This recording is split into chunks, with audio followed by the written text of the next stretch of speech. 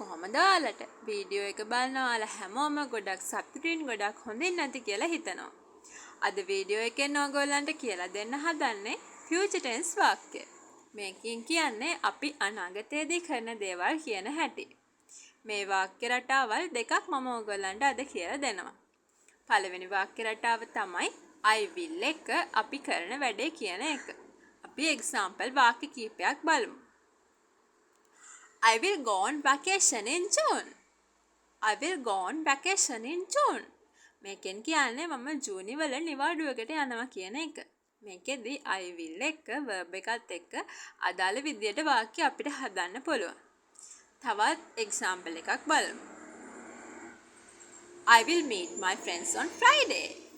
I will meet my friends on Friday. මේකෙන් කියන්නේ මම මගේ යාළුවෝ සිකුරාදට හම්බ වෙන්න බලාපොරොත්තු වෙන්න ඉන්නා කියන එක. තවත් example එකක් බලමු. I will go shopping next week. I will go shopping next week. මේකෙන් කියන්නේ මම ඊළඟ සතියේ shopping යනවා කියන එක. අපි දැන් දෙවෙනි වාක්‍ය රටාව බලමු. මේකෙදි අපිට future tense තවත් කියන්න පුළුවන් විදියක් තමයි ඔයගොල්ලන්ට කියලා දෙන්න හදන්නේ. I am එක verb එකේ ing form එකත් එක්ක දැම්මම ඒක future tense අර්ථයක් තමයි එන්නේ. example එකක් බලමු. Tomorrow I am going swimming. Tomorrow I am going swimming. මේක කියන්නේ මම හෙට පීනන්න යනවා කියන එක. තවත් වාක්‍යයක් බලමු. Next year I am moving to Colombo. Next year I am moving to Colombo. මේකෙන් කියන්නේ ඊළඟ අවුරුද්දේ මම කොළඹට යන්න හිතාගෙන ඉන්නවා කියන එක.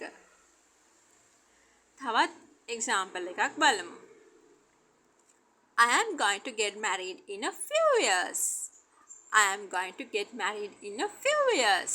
මේකෙන් කියන්නේ අවුරුදු කිහිපයකින් මම මැරි කරන්න හිතාගෙන ඉන්නා කියන එක. මේ විදියට මේ ප්‍රධාන වාක්‍යාකාර දෙකෙන් අපිට future tense විස්තර කරන්න පුළුවන්. දැන් මම ඔයගලන්ට කියලා දෙන්න හදන්නේ future tense වාක්‍ය කියද්දි අපිට ඕන වෙන වචන කිහිපයක්.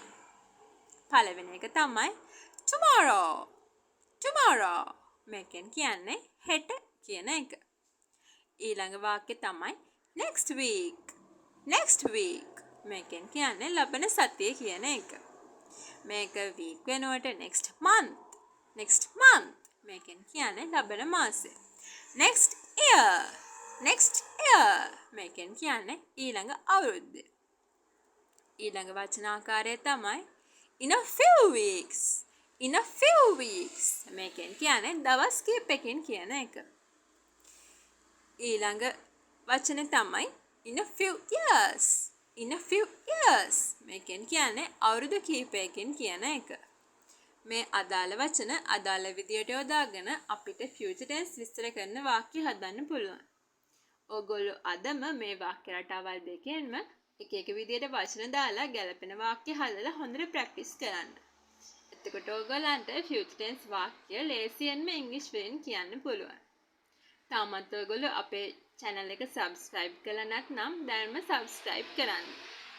යාළුවන්ටත් බලන්න මේ වීඩියෝ එක share කරන්න.